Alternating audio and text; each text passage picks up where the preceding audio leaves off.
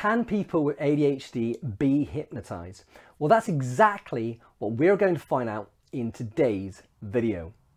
Not only can people with ADHD indeed be hypnotized, but there may even be reason to believe that children and adults with ADHD may in fact share characteristics that make them more responsive to hypnosis and suggestion than those without ADHD.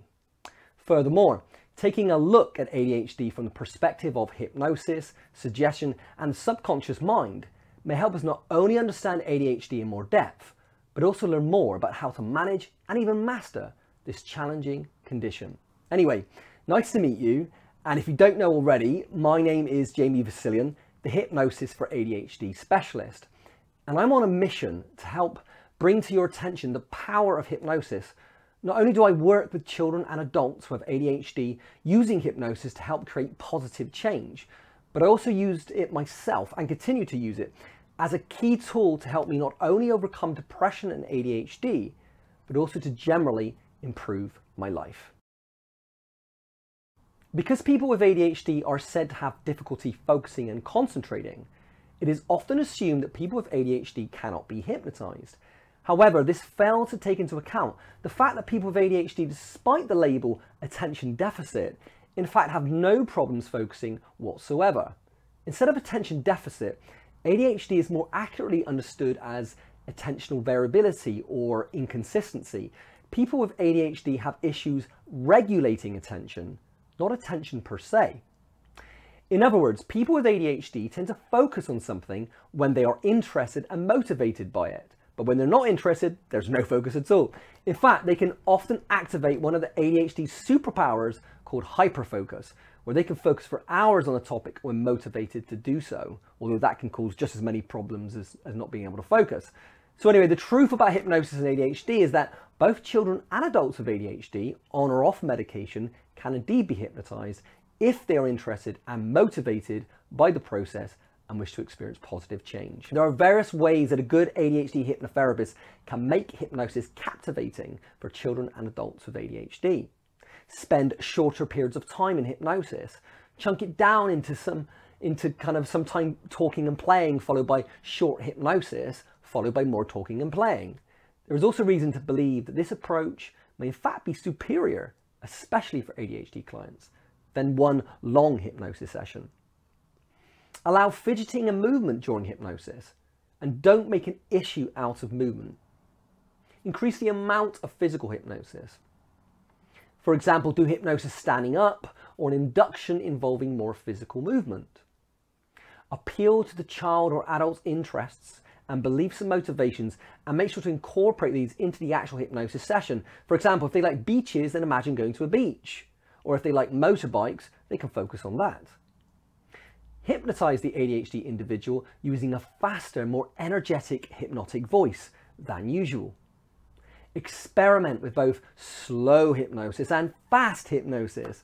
For many ADHD clients, a fast hypnosis approach may work better. Another thing that needs to be cleared up is the idea that hypnosis is all about relaxation.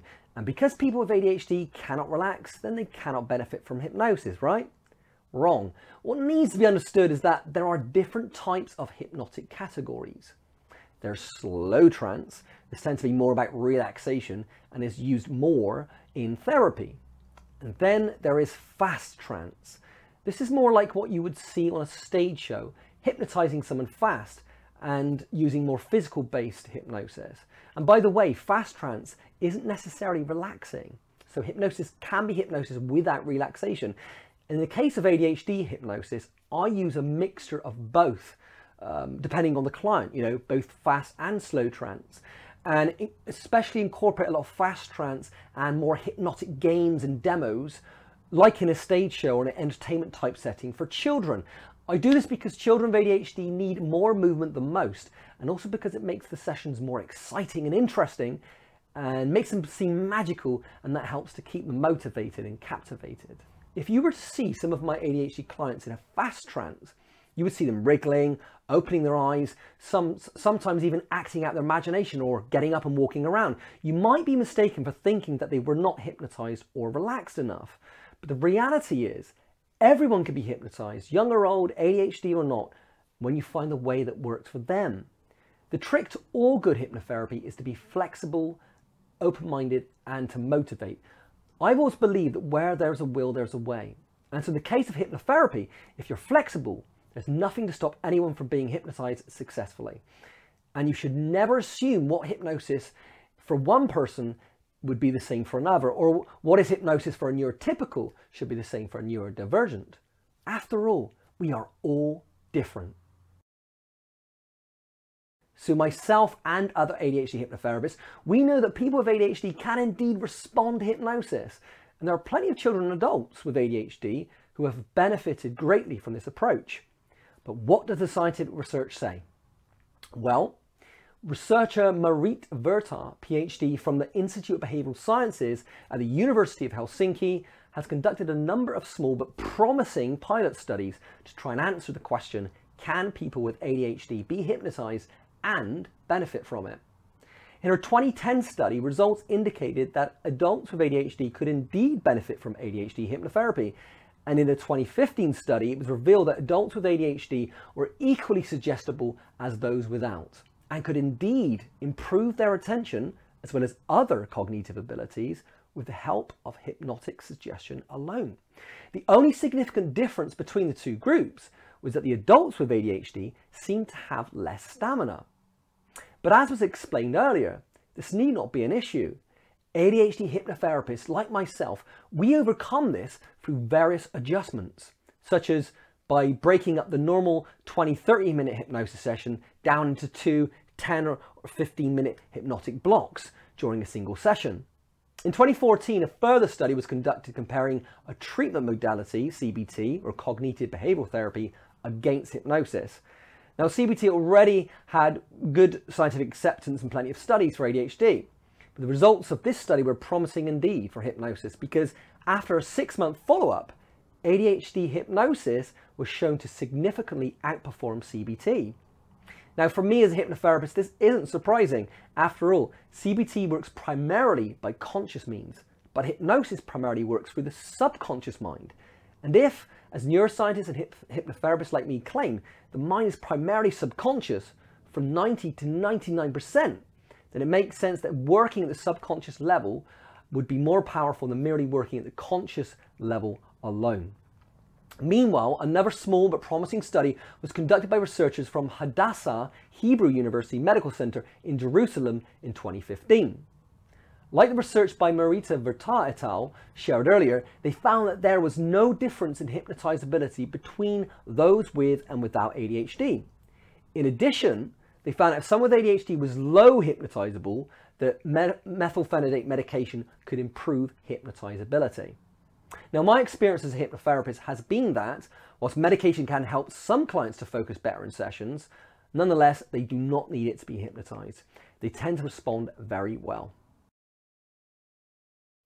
As surprising as it may seem, there's some reason to believe that people with ADHD may in fact respond very well to hypnosis.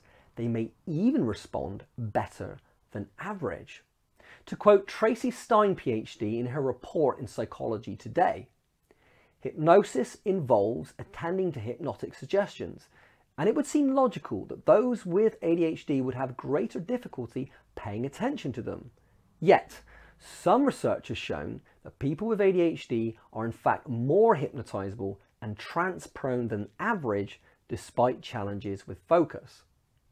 The reason for this surprising finding includes a tendency to daydream and space out, which is an example of what we hypnotherapists call spontaneous everyday hypnosis or trance. Strong creativity and openness to new experiences, like hypnosis. A tendency towards self-transcendence, as reported by researchers like Lydia Zylowska, PhD, and Susan Smalley at the UCLA. A tendency towards being sensitive. Now, some research suggests that those who are more creative and sensitive are more likely to suffer from anxiety and trauma as a result, as their strong imagination and recall of difficult experiences is particularly vivid. The same trait of creativity and sensitivity which exists in people with ADHD may help us understand the intriguing finding that people with ADHD can respond very well to hypnosis.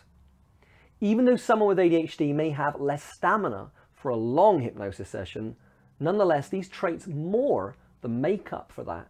And so people with ADHD can benefit from hypnotherapy just like those without ADHD. So there you have it.